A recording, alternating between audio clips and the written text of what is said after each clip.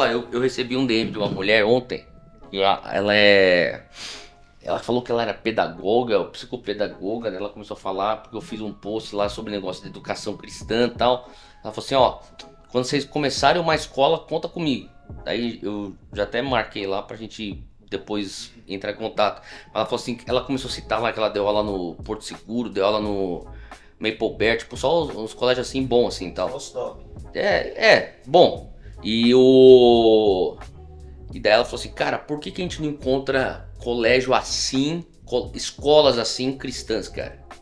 Daí eu comecei, que daí eu não ia ficar também falando uma pá, assim, tipo, escrevendo textão lá pra ela, mas enfim, só que você tá ligado, assim, a gente na verdade é desproporcional o número de evangélicos com o número de escola. Eu soube lá de um cara lá em outro estado aqui, uma outra capital aqui de São Paulo não, capital do Brasil. O cara já comprou assim, tipo, coisa de 6 escolas. Assim, nos últimos 5, 6 anos. Pastor, igreja grande. Cara, com visão, assim, tá ligado? Porque se for parar pra pensar, eu já perguntei pra uns caras assim que são líderes assim, de igrejas muito maiores que as nossas, ministérios muito grandes. Por que vocês não têm escola? Ah, porque dá prejuízo, porque basicamente assim, tipo, é dor de cabeça, cara. E só que daí não tem como você ficar reclamando que os teus filhos estão sendo doutrinados por uma ideologia antibíblica, anticristã. Porque para pensar, cara, é impossível, independente de quanto tempo a pessoa passa na igreja, passar sábado, domingo, culto de jovens, culto de domingo. Cara, quantas horas você passa dentro da sala de aula? E outra coisa, cara, os caras estão falando, ah, não, colégio cristão. Escola evangélica. Mano, escola evangélica com professor que foi formado na USP, velho. Não vai adiantar nada. Pô, mano, o cara foi enfiado goela abaixo. Paulo Freire. Pá, pá. Você pode até falar assim, o que é escola evangélica com um professor que ensina da maneira como ele foi doutrinado a pensar? Nada mais é do que uma escola religiosa, que depois o cara vai falar assim, vamos fazer aqui uma vez por semana uma assembleia, faz um cultinho lá, que o aluno já entra lá com um bico. Que saco, tem que ficar... Meu pai me arrasta pra igreja no final de semana. Ainda tem esse colégio que me força a fazer culto. Pô, velho, entendeu? É diferente de você treinar o cara a dar aula a partir de uma cosmovisão bíblica. Então você tem que ensinar matemática a partir de uma cosmovisão bíblica. Você tem que ensinar química a partir de uma cosmovisão bíblica. História a partir de uma cosmovisão bíblica. Então, que nem eu conversava com o Lorne falava assim, você tem que fechar o ciclo de educação. Primeiro ele falou assim, olha, eu não acredito que as nações entram em avivamento que culmina numa reforma quando você só foca nas esferas de poder. Esfera de poder é esfera de business, esfera de política. Você tem que focar nessas esferas. Só que não pode ser a única. Na verdade, elas não se sustentam se você não focar nas outras esferas. As esferas que vão durar, longo prazo. Longevidade. Que a gente sempre fala. Igreja, educação e família. Porque o que sustenta as esferas de poder? As esferas de igreja, educação e família. Você não tem longevidade num governo que vai promover pautas bíblicas ou de cosmovisão bíblica se já não é uma realidade dentro da igreja, se já não é uma realidade dentro da família, se já não é uma realidade desde a educação do cidadão. Tá ligado? Sim. Então, quer dizer, não adianta que o cara, eu estudei em colégio isso, que nem essa mulher falou, citou os nomes lá do currículo dela, que era um currículo assim, legal. Só que ela fala assim, cara, eu não acho nenhum lugar pra dar aula, e nem pra pôr meus filhos numa escola que traz, não é, a gente não precisa só de colégio cristão, colégio evangélico, a gente precisa de colégios evangélicos que vão ensinar a partir de uma cosmovisão bíblica, ensinar a criança, o adolescente a pensar, enxergar o mundo a partir de uma cosmovisão bíblica. Educação cristã não é só você botar um nome evangélico lá na porta da escola e fazer uma assembleia de cultinho, pô. Vai acabar queimando filme, né? Você vacina o cara, você vacina o moleque.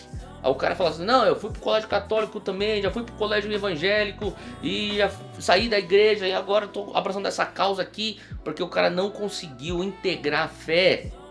Se a gente tá falando aqui contra o cara não conseguir integrar a fé na profissão, então, cara, para pra pensar. A crítica hoje é Você precisa integrar a tua fé na tua profissão de dentista.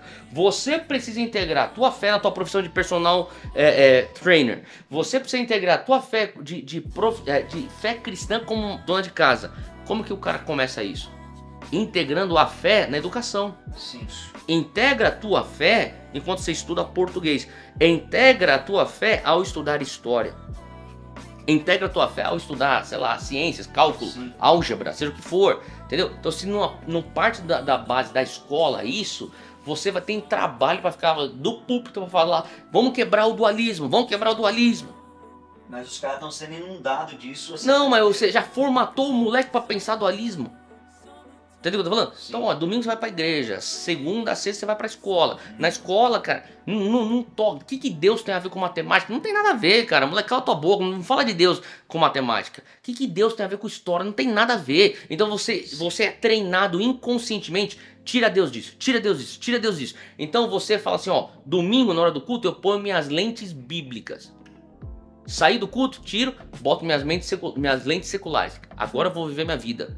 Entendeu? Então, se você não começar a fortalecer a esfera da igreja, fortalece a esfera da educação e a esfera da família, que por sinal outra coisa, educação é responsabilidade, não é da escola. E é isso que, tipo, família evangélica tem que entender. Educação é responsabilidade da família. É só você ler o Antigo Testamento. Você lê lá o Pentateuco, a maneira como Deus estrutura a sociedade de Israel e passa pro arquiteto que é para construir, que é Moisés, e fala assim, ó, é dessa maneira que tem que ser feito. As famílias, os pais são os responsáveis pela educação dos seus filhos, não a escola. Por quê? Porque a gente tem que distinguir uma coisa, que é uma coisa muito básica, só que a gente deixa passar batido. Educação é uma coisa, escolaridade é outra. Uau, isso é muito bom. Entendeu? Você vai pra escola pra ter escolaridade, cara. Educação você aprende em casa. Você pega um diploma na tua formatura, que é o sinal da tua escolaridade completa. Agora, educação é mesa de jantar, é conversar com teu pai, é conversar com tua mãe, é falar sobre a existência do homem, o porquê da existência do homem, de onde é que nós viemos, o que é que nós estamos fazendo aqui, para onde nós vamos, o que que o nosso Criador diz, que nós existimos para quê, para fazer o quê, como que a gente adora o nosso Criador, o que significa você viver no Espírito, o que significa você entristecer o Espírito. É isso, isso aprende educação ética, você aprende em casa, você não aprende na escola. Entendeu o que eu tô falando? Vai formar na cosmovisão, né? É isso, cara. Então os caras confundem. Ah, não, então daí tem o pai que tem uma condição, fala assim, eu vou pagar pro cara ter uma boa educação. Tudo bem, eu sei que é semântica a parada. Só que eu tô falando, tipo, vamos chegar um pouco mais técnico na maneira de falar. Uma coisa é educação, outra coisa é escolaridade. Entendeu? A gente não vai resolver a questão de discipular uma nação só focando em escolaridade evangélica. A gente tem que ter escolaridade evangélica, só que a gente tem que ter educação cristã. A gente tem que ter uma educação bíblica. O pessoal precisa pensar biblicamente. Daí você tem 70 milhões de evangélicos, os impérios evangélicos, e os caras não tem nenhuma escola, pô. Daí os caras falam assim, não, mas então vamos agora construir escola evangélica. Meu irmão, sabe o que você tem que fazer? É que nem eu falei, eu nem terminei de falar, mas o que o Lorne falou pra mim. Ele falou assim, você tem que fechar o ciclo, você tem que construir a escola, daí você tem que começar a escrever currículo, e daí você tem que formar os pedagogos, formar os professores. Se você conseguir fazer essas três coisas, construção de escola, escrever o currículo e formar o pedagogo, você fecha o ciclo da educação e da escolaridade cristã. Muito bom. Daí você tem que treinar os cristãos a educarem os filhos em casa. Você treina o teu filho a ler Bíblia e ajuda ele a entender a Bíblia. Então quando a gente fala sobre engajamento bíblico, a gente está falando tradução, engajamento bíblico, 4 fases. Tradução, distribuição, leitura e aplicação. As primeiras duas, o Brasil, a grande parte dos brasileiros não precisa nem se preocupar. A gente tem a tradução da língua mãe, português. A gente tem a distribuição. Pô, tá cheio de Bíblia por aí, cara. Qualquer igreja de médio, grande porte tem uma livraria evangélica dentro. Vai lá e compra uma Bíblia. Sim. Agora, leitura e aplicação. E aplicação é a oportunidade excelente de fazer o discipulado. lê junto, explica. Como que a gente aplica isso aqui em casa? Como que isso aqui a gente aplica isso aqui na nossa vida? Isso é educação. Isso acontece na mesa de jantar. Na mesa de jantar, dentro de casa, entendeu o que eu tô falando? Não é tipo, vamos mandar agora. Porque a mesma coisa que os caras fazem, os caras que tem condição, falam, vamos mandar pra um colégio bom aí e tal. Os caras vão começar a fazer isso com colégio evangélico. Cara, ensina meu filho Bíblia aí. Ensina meu filho cristianismo. Não, cara, você ensina teu filho. Por isso que ministério infantil não é creche evangélica, mas também não é escola evangélica. Quem tem que educar o teu filho é você. A gente vai sim, lógico, ter lá nas aulas a gente tem uma ênfase forte em ministério infantil, mas, cara, não vai substituir a educação que o pai e a mãe tem que dar em casa. Fazer devocional com os moleques, entendeu? Fazer destrinchar a Bíblia na mesa de jantar. É isso, cara. Então daí agora você fala assim, tá bom, agora o Lula ganhou, vai ser o presidente do Brasil. Meu Deus do céu, e agora? Vamos doutrinar nossas crianças também, cara? Quantos anos de evangelho? 65 milhões, isso sendo conservador. Tem gente que fala que é 75 milhões de evangélicos. Quantas escolas? Quantas escolas? Quantas universidades? Quantos pedagogos pensam biblicamente? E as famílias? Quantos currículos? Então a gente não faz nem na escola, não faz nem em casa. Daí a gente quer eleger negro lá pra dentro da esfera de poder, pensando que eles não vão se corromper pra lutar por uma coisa que a gente não lutou. Entendeu o que eu tô falando? Então daí a gente fica focando, batendo só nas duas esferas de poder. Dinheiro, business e government. Cara, a corrupção e a probabilidade de desvio de caráter nessas duas esferas é muito maior do que nas três esferas de fundação. Igreja, família, educação. Só que isso aqui é lento. É trabalho de décadas. Isso aqui, velho, mobiliza todo mundo, vou botar o cara pra dentro de Brasília. É imediatista. E daí os caras perguntam, você queria que o Bolsonaro ganhasse? Lógico que eu queria. Porque eu acho que o cara é a solução de tudo? Não, mas pra conter um pouco. É contenção, é trabalho de zagueiro. Bica a bola pra frente, enquanto a próxima geração tenta pensar um pouco e vir com uma estratégia de jogo.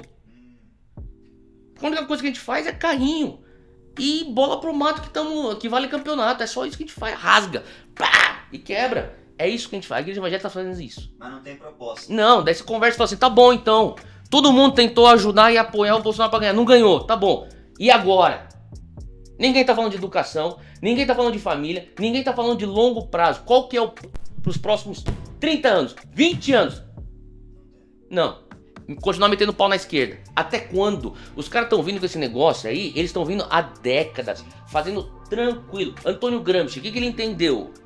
Cara, sociedades como Estados Unidos, como América Latina, que tem raízes cristãs, protestante ou católica, não tem como a gente instalar marxismo com luta armada. Tem que vir com uma luta cultural.